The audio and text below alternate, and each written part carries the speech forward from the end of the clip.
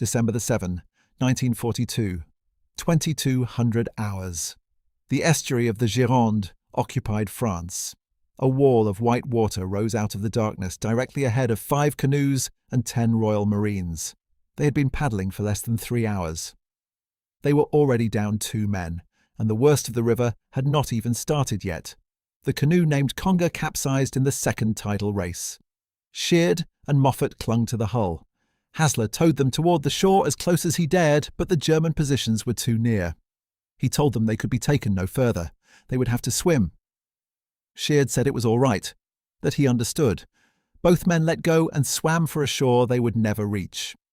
The men who paddled on counted canoes in the darkness. 3 canoes, 6 men left.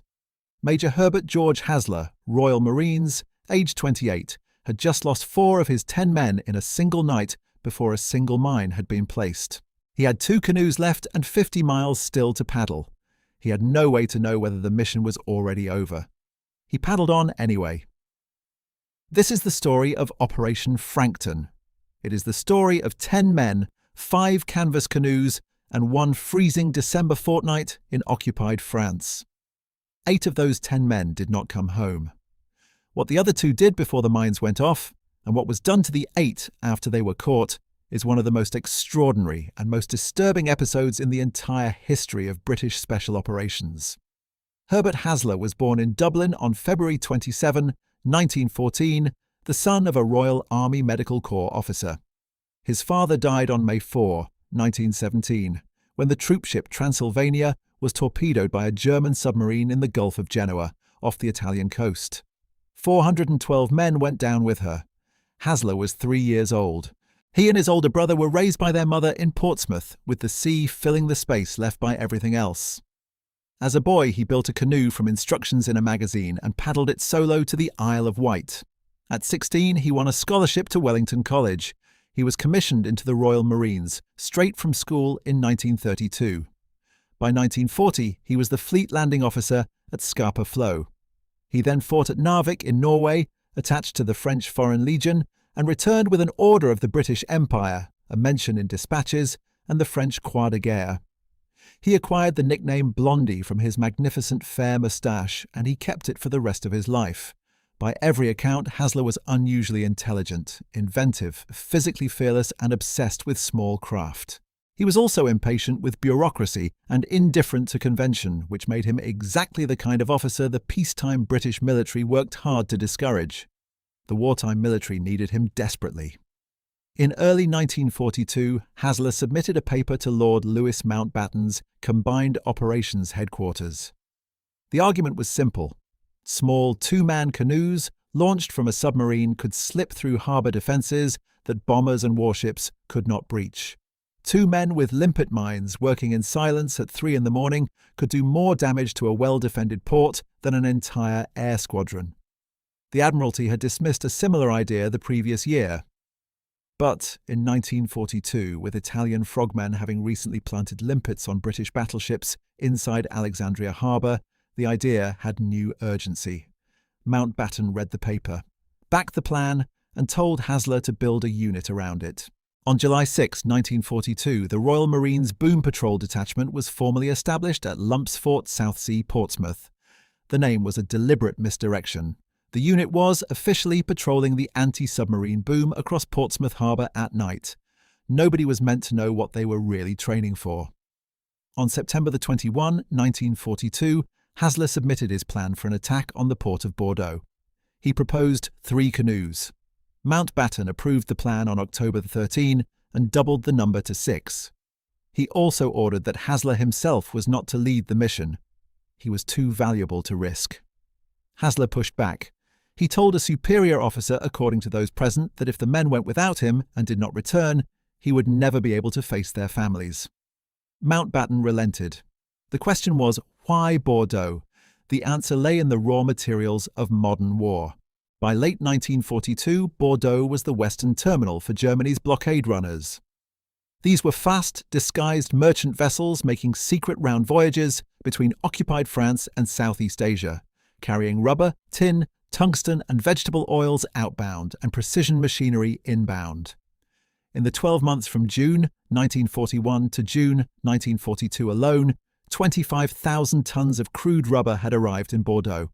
British intelligence, reading intercepted signals between the Japanese embassy in Berlin and Tokyo, knew exactly which ships were doing the running and when they were due.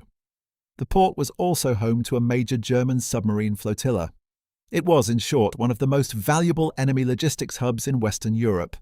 Bombing was not the answer.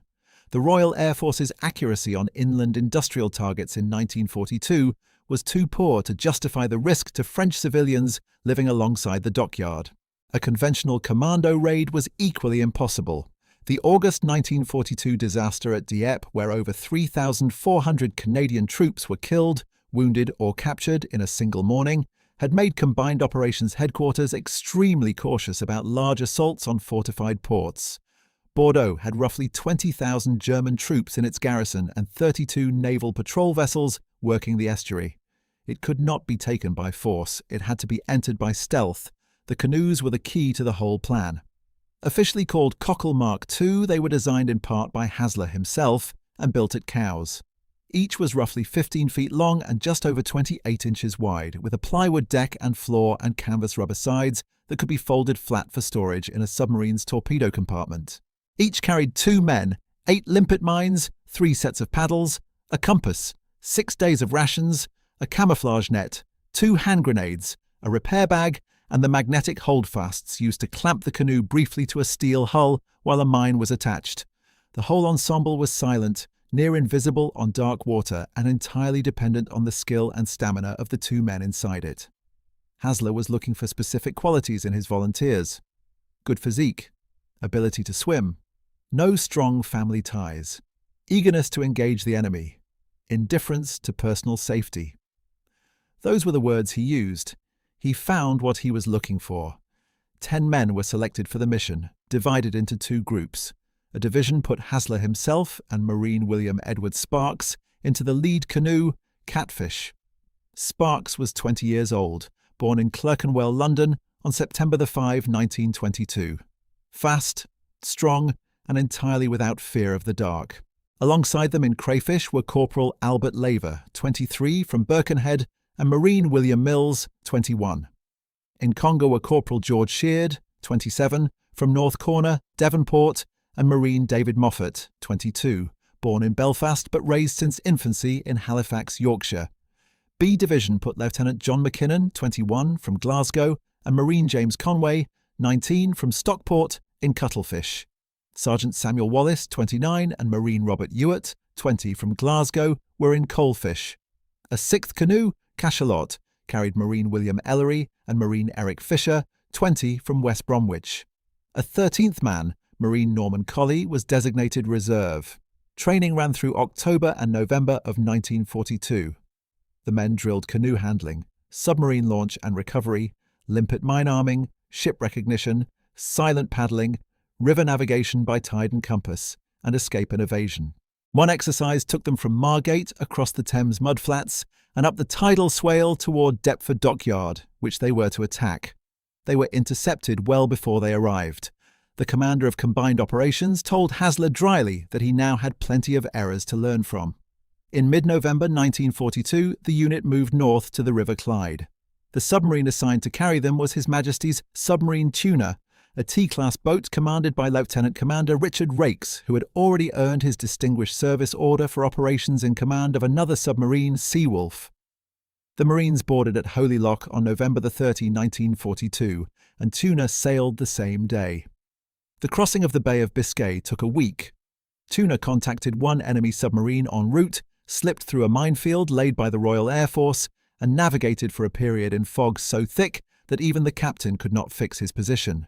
The original launch date was December 6. A combination of bad weather and the mine barrier forced a 24-hour delay. By the evening of December 7, 1942, Tuna was lying submerged approximately 10 nautical miles west of the Pointe de Grave, the headland at the mouth of the Gironde. Through the periscope, Rakes fixed his position against Cordouan Island Lighthouse and the mainland. At 19:17 hours, Tuna surfaced into a clear, moonlit December night. In the forward torpedo room, Hasler gave his final briefing. The target was the German blockade runners moored at the docks of Bordeaux, 60 miles up the Gironde. The plan was to paddle upriver across 4 nights, lying hidden in reed beds and on mudflats by day, place the limpet mines in the small hours of the 5th night, and then scuttle the canoes and walk out of France independently. The escape route was to the town of Ruffick, roughly 100 miles inland, where combined operations believed a British escape network was operating. Each man carried forged documents and French currency. Each man knew that if captured, he had the right to give only his name, rank, and service number. Rakes described the Marines, faces blackened, crouched in the dim red light of the torpedo room, as a magnificent bunch of black-faced villains. The launch began. The submarine's 4-inch gun, locked at maximum elevation, was rigged as a derrick, with a wire strop running from the barrel to a triangular sling under each canoe. The canoes were lifted one by one through the forward torpedo hatch and lowered to the water alongside the casing. On the very first canoe, it went wrong. As cachalot was lifted through the hatch, its canvas side caught against a hatch clamp and tore open an 18-inch gash in the hull. Hasler looked at it and made the decision in seconds. Cachalot was out of the operation. Marine Ellery and Marine Fisher were to remain aboard Tuna with the reserve. According to Keith Chappell, a workmate of Fisher who later gave an interview about it, Fisher sat down and wept. He had trained for months. He had crossed the Bay of Biscay. He was 20 years old, and he was being left behind because of an 18-inch tear in canvas. 5 canoes entered the water. Catfish, crayfish, conger, cuttlefish, and coalfish formed up in the dark and paddled east toward the estuary mouth. Within an hour they heard the first tidal race. The Gironde is one of the most powerful estuaries in Western Europe. Its tides run up to 6 knots, and where the ebb current meets the Atlantic swell, the surface breaks into standing white water. The canoes went in one by one with spray decks fastened. They came out the other side and reassembled. 4 canoes. Coalfish was gone. Hasler and Sparks turned back and searched the water. Nothing. They did not know what had happened and could not wait. They paddled on. Then came the second tidal race, harder than the first. They punched through it and the men counted again. 3 canoes.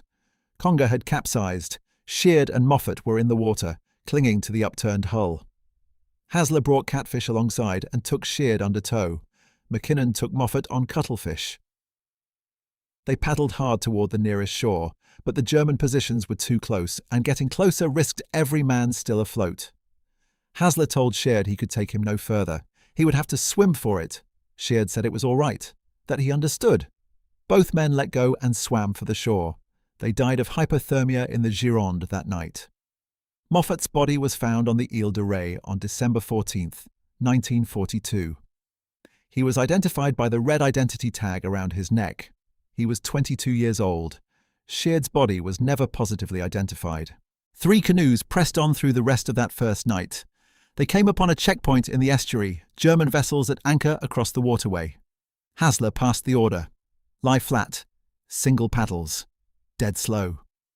One by one the canoes slipped through in silence, staying close under the hulls of the anchored ships. When they reached the other side, there were 2 canoes. Cuttlefish had disappeared in the darkness. McKinnon and Conway had become separated at the checkpoint and never caught up. In the space of one night, Hasler had lost 8 men. Only he and Sparks in Catfish and Laver and Mills in Crayfish were still on the water. 2 canoes, 4 men. What had happened to the others mattered enormously, though Hasler could know none of it from the water. Wallace and Ewart, lost in the first tidal race, had actually paddled through it intact, only to be capsized by surf close to the Point de Grave shoreline. Soaked and still in uniform, they were captured at daybreak on December 8th by a German flak battery.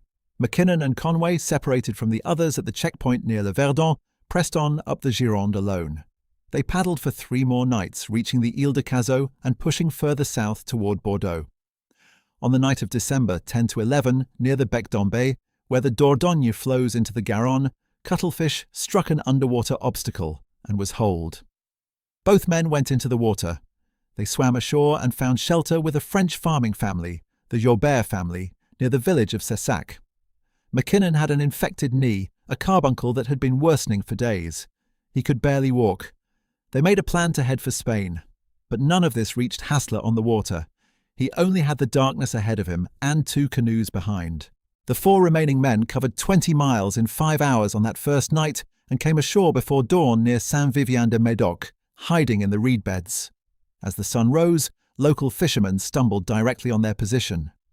Hassler stepped forward and spoke quietly in his limited French. He told them he was British, that his men were on a mission, and that their lives depended on not being reported. The fishermen looked at the blackened faces and the canoes, said nothing, and walked away. They kept their silence. The second night, December 8 to 9, carried both canoes a further 22 miles upriver.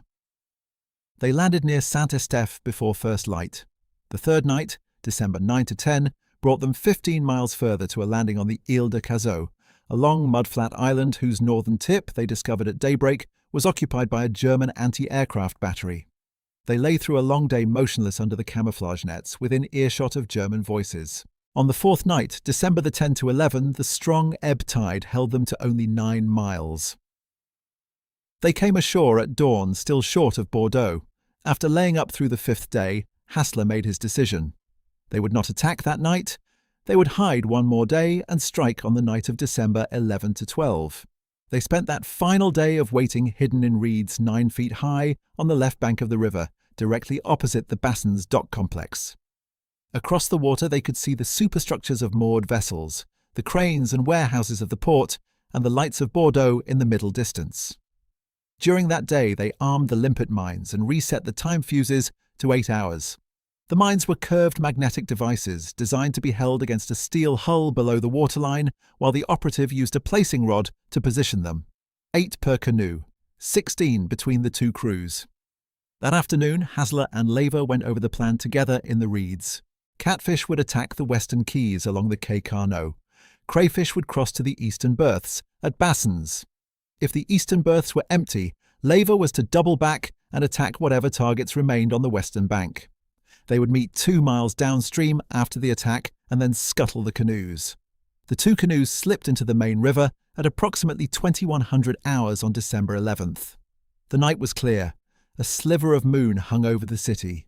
The Garonne ran nearly flat under the lights of the occupied port. Hassler and Sparks paddled along the line of ships moored at the Quai Carnot. The first 2 they encountered were large tankers. Hassler judged their watertight compartments too robust for limpet damage at the available positions, and pressed on. The third vessel was a large merchant ship.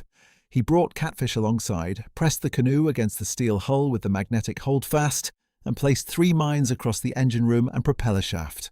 He and Sparks worked in silence, the black water moving under them, the ship's hull a wall of riveted steel inches from their faces. They moved further along the quay. A sperbreaker, a naval patrol vessel, was moored ahead. Hassler placed 2 mines on her hull. A sentry on the deck above switched on a torch and pointed it down at the water. The beam travelled along the hull and across the surface of the river. It passed directly over the camouflaged canoe and moved away. The sentry walked back along the deck.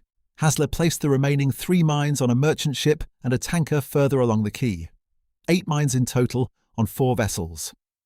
By 00:45 hours on December the 12th, Catfish was clear of the docks and moving out on the ebb tide.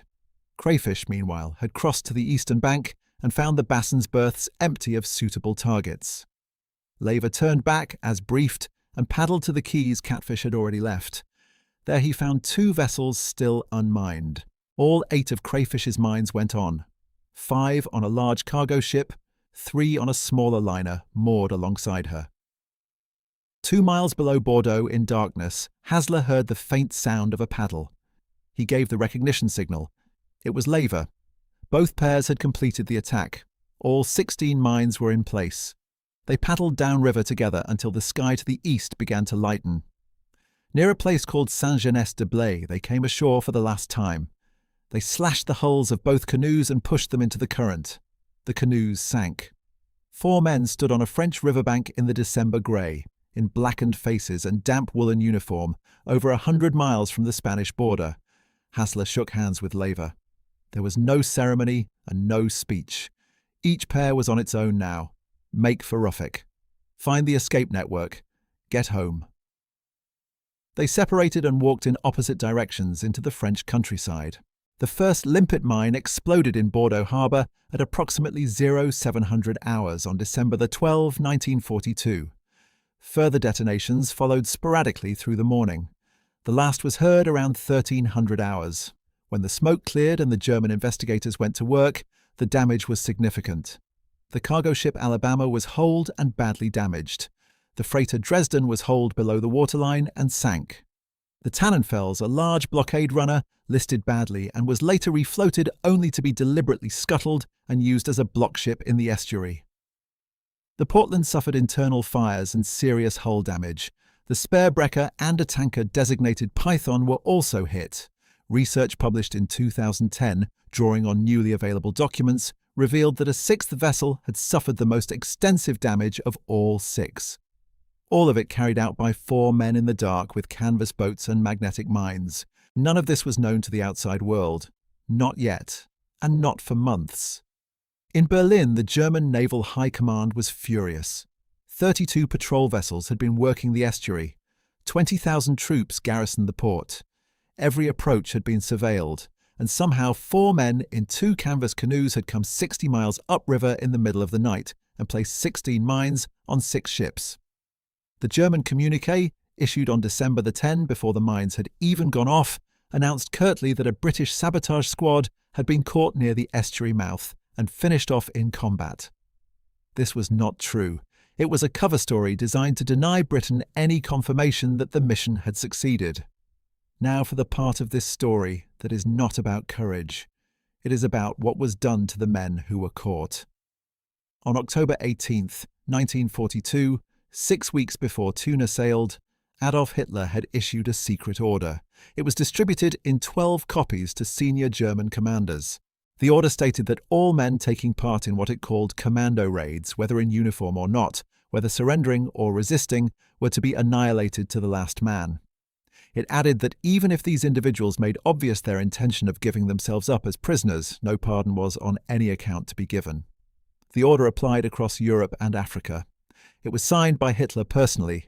It had been triggered by the Dieppe disaster, in which written orders to bind German prisoners had been found on dead Canadian soldiers, and by a raid on the Channel island of Sark in which British commandos had killed bound prisoners who attempted to escape. Hitler's response was to declare that all such operations placed their participants outside the laws of war. From now on, capture meant death. Wallace and Ewart did not know this order existed when they were taken prisoner on the morning of December 8.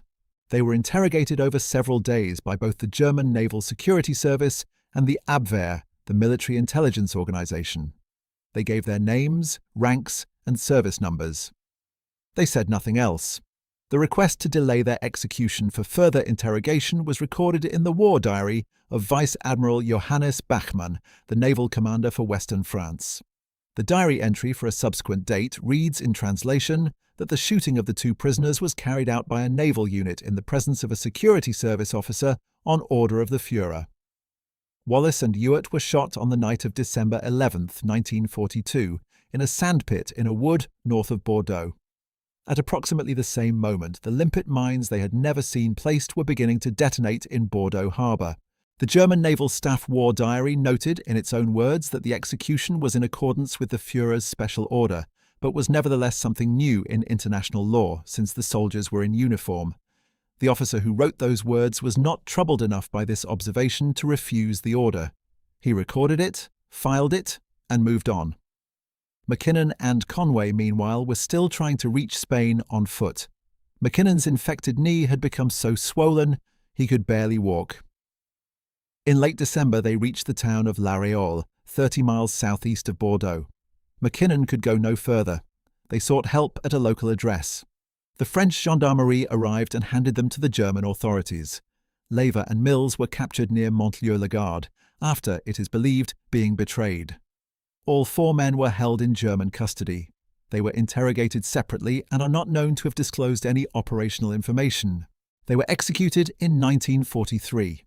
German records gave false death certificates describing them as having been found drowned in Bordeaux harbour.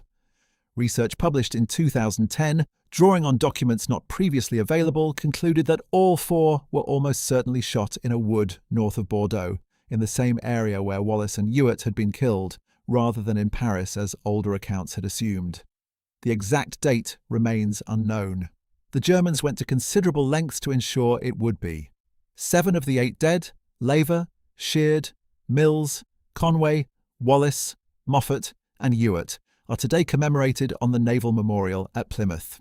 Lieutenant Mackinnon is commemorated on the Naval Memorial at Portsmouth.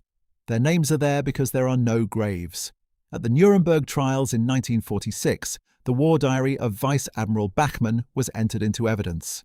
The cold documentary record of the Wallace and Ewart execution was read aloud in an international court of law. Grand Admiral Erich Raeder, the former Commander-in-Chief of the German Navy, was charged partly on the basis of this evidence. He admitted passing on the commando order to the German Navy and ordering the execution of captured Royal Marines after the Frankton raid. He was convicted and sentenced to life imprisonment. He served 9 years before being released on health grounds. Bachmann himself had died on April 2, 1945, and faced no trial. Now, go back. Back to the 2 men who walked away from the riverbank near Saint-Genès-de-Blaye at first light on December the 12th. Think for a moment about who these men were. Wallace was 29, a regular sergeant. He had volunteered for something that had never been done before. Ewart was 20 from Glasgow, billeted during training at a guest house in Southsea called White Heather. The 16-year-old daughter of the house, Heather Powell, formed a close bond with him during those months. When she learned he was not coming back, she died shortly afterward. Mackinnon was 21, a junior lieutenant who pressed on up the Gironde with Conway after losing contact with the other canoes, paddling for 3 more nights before their canoe was holed and their mission ended in a flooded river channel north of Bordeaux. Conway was 19. Laver was 23, the kind of man who placed 8 mines on 2 ships in the dark and then walked calmly into France as though it were an ordinary evening. Mills was 21. Sheard was 27. A corporal from Devonport who told his commanding officer it was all right before letting go of the tow line.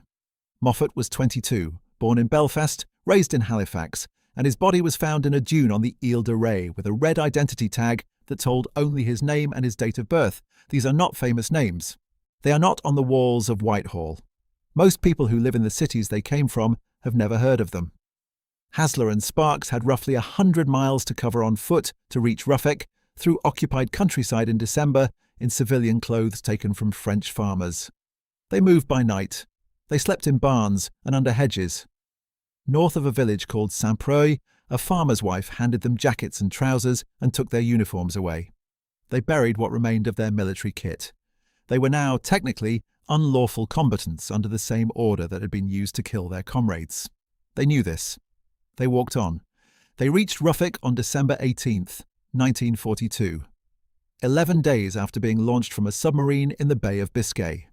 In Ruffec, following the operational briefing he had received in London, Hassler went to a small restaurant called the Hôtel de la Toque Blanche.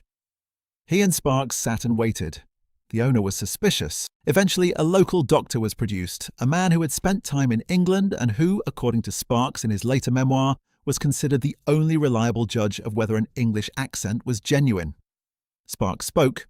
The doctor listened. He ruled that the Cockney accent was, in his view, impossible to fake. The 2 men were hidden that night and taken to a remote farmhouse at Mariot, near the village of Saint-Coutant. They had fallen into the hands of Mary Lindell. She was 47 years old, born in Surrey, England, on September 11, 1895, and she was one of the most formidable people either man had ever met.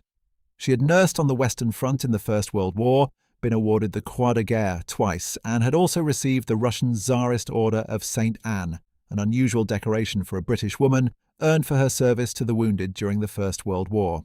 After the fall of France, she had organised an escape route for Allied soldiers, been arrested by the Gestapo, and imprisoned in Frayne prison for 9 months before being released. She then made her way to England and walked into the Special Operations Executive to volunteer to go back. In October 1942, she was flown into occupied France aboard a Lysander aircraft of the Special Duties Squadron, landing at night in the Corrèze region. She operated under the codename Marie Claire. Her network, the Marie Claire line, was already running when Hassler and Sparks arrived at her door. Sparks later recalled watching his commander, the taciturn and authoritative Blondie Hassler, being told by this woman exactly where he would go, when he would travel, and how he would behave. Hasler, who gave orders to everybody, accepted them without argument. They stayed at the Mariode farm for 18 days. Over the following weeks, Lindel's network moved them south through Lyon, Marseille, and Perpignan. From Perpignan, they were guided on foot across the Pyrenees into Spain. The crossing in winter was brutal at altitude in inadequate clothing. They came down into Spain half frozen. From there, they were passed through the British consular network to Gibraltar. Hasler arrived back in Britain by air from Gibraltar on April 2, 1943. Nearly 4 months had passed since tuna had surfaced in the Bay of Biscay. Sparks, lacking documentation that could be verified quickly, was held under military arrest in Gibraltar until his identity could be confirmed through channels. He arrived back in Britain by sea approximately 6 weeks later. The first word that any of the raiders were still alive reached London on February 23, 1943, transmitted through Mary Lindel's contact at the British legation in Switzerland. Before that message arrived, all 10 men had been listed as missing, presumed dead. Combined Operations Headquarters had believed for the better part of 2 months that the entire operation had been a catastrophic failure in which every man had been killed. The German Naval Command made every effort to ensure that outcome was never corrected. The false death certificates, the cover story of men found drowned, the suppression of the commando order executions, all of it was designed to prevent the British from knowing the mines had gone off, the ships had been damaged, and 2 men had walked out of France alive. It did not work. Hasler was recommended for the Victoria Cross. The recommendation was rejected. The regulations stated that the decoration required action in the face of the enemy. Hasler had attacked ships at anchor in the middle of the night with no enemy shooting back. The regulation could not be bent. He received the Distinguished Service Order instead. He was later also appointed Officer of the Order of the British Empire and held the French Croix de Guerre. Sparks received the Distinguished Service Medal, gazetted in the London Gazette of June 29, 1943. Lever and Mills were each recommended for the Distinguished Service Medal. Because the medal could not at that time be awarded posthumously, they were instead mentioned in dispatches. Their names are carved into stone at a naval memorial. Their medals were never made. Mary Lindell continued operating her escape network in occupied France until she was run over by a car, shot in the head during her subsequent arrest, imprisoned twice more, and eventually deported to Ravensbrück concentration camp. She survived all of it. She lived long enough to be awarded the Order of the British Empire in 1969. She died on January 8, 1987, aged 91. She had outlived the war, the occupation, and most of the people who tried to destroy her. Hasler left the Royal Marines in 1948. He spent the rest of his working life on the water, not in uniform but in small craft, which had always been what he cared about most. He co-founded the Observer single-handed transatlantic race in 1960 and sailed it in his 25-foot junk-rigged folkboat, Jester, and finishing second after 48 days at sea. He became one of the most influential figures in British offshore sailing. He died on May 5, 1987. He was 73. Sparks stayed in uniform longer, served in Malaya, and later worked as a London transport bus inspector. In 1988, his invalidity pension was cut, and he and his wife found themselves without enough money to pay their bills. He auctioned his Distinguished Service Medal at Sotheby's, where it sold for £31,000 to an anonymous buyer. The buyer was later revealed to be Lord Ashcroft, who contacted Sparks immediately afterward and told him he was welcome to wear the medal any time he wished. Sparks wore it on every ceremonial occasion for the rest of his life. He died on November 30, 2002, the last surviving cockleshell hero. He was 80 years old.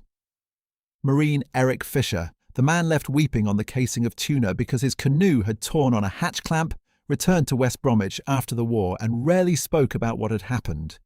His name appeared on the Birkenhead plaque erected to the Royal Marines Boom Patrol detachment, but it was not until decades later that a journalist began asking questions. Marine Norman Colley, the reserve who returned aboard tuna, outlived Sparks and was for a period the last living man who had been on that submarine in December 1942. The only Cockle Mark II canoe from the operation that survives is Cachalot, the very canoe that never made it into the water. It is on display at the Combined Military Services Museum in Malden, Essex.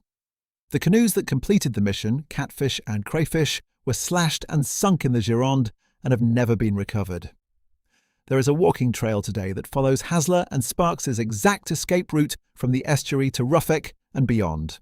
It is called the Frankton Trail and runs for roughly 100 miles through Charente and Aquitaine. It was opened in June 2002.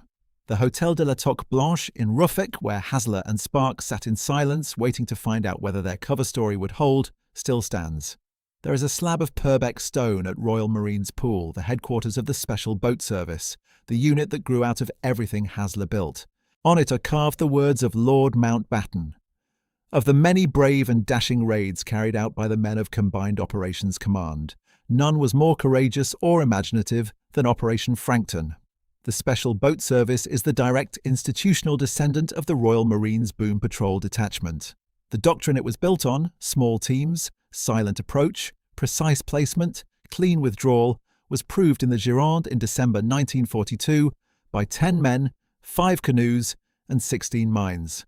The SBS does not advertise this lineage. It does not need to. There is also the question of the parallel mission that almost nobody discusses. While Hasler's Marines were paddling up the Gironde, the Special Operations Executive had its own network already operating inside Bordeaux. The agent running it was Claude de Bayzac, head of the Scientist Network, which had been in place since the summer of 1942. De Bayzac had his own plan to attack the blockade runners from inside the port. Combined Operations and the Special Operations Executive were so compartmentalized that neither knew the other was about to attack the same targets at the same time. De Bayzac heard the Limpet mines detonate on the morning of December the 12th and understood immediately what had happened. He abandoned his own attack. The loss of that opportunity led directly to the creation of a coordinating authority in Whitehall whose specific job was to prevent exactly this kind of duplication. That office did not exist before Frankton because nobody had imagined it would be necessary. It exists now partly because 8 men paid the price for its absence. Lord Paddy Ashdown, himself a former Royal Marine and Special Boat Service officer, spent years reconstructing the operation from German archives and French local records. His book, A Brilliant Little Operation, published in 2012, reached a conclusion that no commemorative stone records. The damage to the ships, he wrote, was real but limited. The Germans repaired most of the vessels within months. The blockade-running trade continued. The material result of the raid was considerably less than popular memory suggests. What the raid proved, Ashdown argued, was the concept that 2 men in a canvas boat could reach a target that no conventional force could touch. Whether that proof was worth 8 lives depends entirely on what question you think war is trying to answer.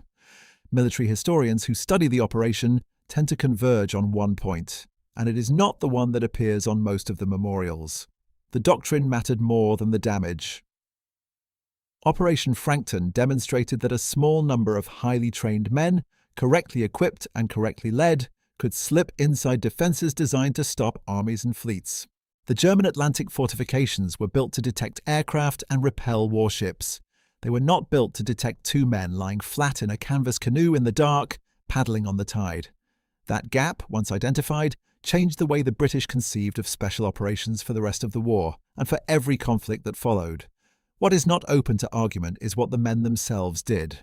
Wallace and Ewart were taken prisoner on the morning of December 8. They did not break. They were shot in the dark, and they said nothing. Sheard and Moffat told Hasler it was all right before they let go of the tow line. They died in the Gironde that night. Mackinnon and Conway pressed on up the river alone for 3 more nights until their canoe gave out beneath them. Laver and Mills completed the attack, placed their 8 mines, and said nothing when they were caught.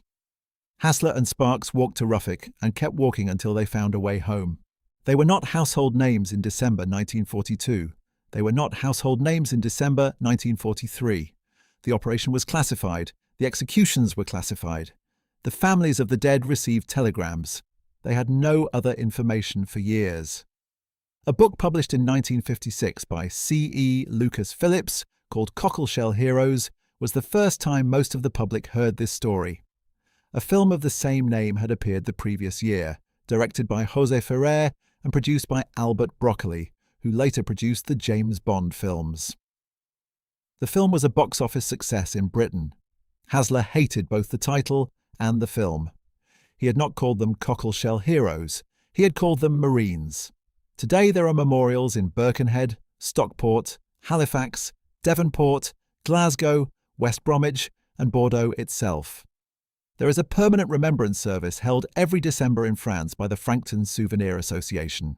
There are plaques in the reeds along the Gironde where the canoes lay up in the daytime. There are markers at the farmhouse at Mariot where Hasler and Sparks waited for 18 days. There is a stone in a wood north of Bordeaux marking the location where Wallace and Ewart were shot. Most people who walk past that stone have no idea what it marks. That is where you come in. If this story belongs anywhere, it belongs in public memory, not in archives. Hit the like button right now, not for an algorithm, but because Wallace and Ewart were shot in the dark 80 years before most of you were born, and the least they deserve is for a few more people to know their names. Subscribe if you want more stories like this one. We go through the records, the war diaries, the court documents, and the testimony of people who were there, and we pull out the ones that got buried. Every week. Drop a comment and tell us where you are watching from. Tell us if someone in your family served. This comment section is not just a comment section. It is a record. Every name in it matters. Thank you for staying to the end, and thank you for making sure that 10 Royal Marines who paddled into the dark in December 1942 are not forgotten.